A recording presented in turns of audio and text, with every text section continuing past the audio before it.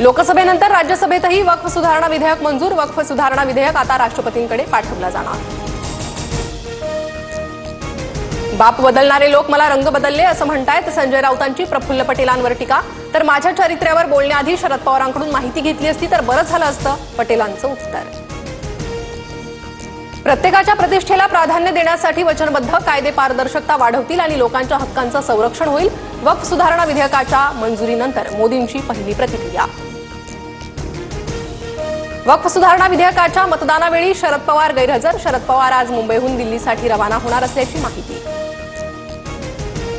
प्रताप सरनाईक आणि अजित पवारांची भेट। एसटी कर्मचाऱ्यांच्या पगारासाठी निधीची कमतरता पडणार नाही, अजित पवारांची ग्वाही। भेटीनंतर सरनाईकांची प्रतिक्रिया।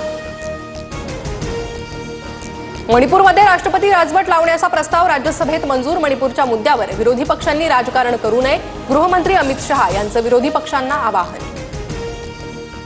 उच्चस्तरीय समितीच्या निर्णयानंतर एखादी फाईल पुन्हा अर्थ खात्यात अडकून पडणं चुकीचं। अर्थ खात्यानं केवळ आर्थिक बाबींची पडताळणी करावी, मुख्यमंत्री फडणवीसांचे निर्देश।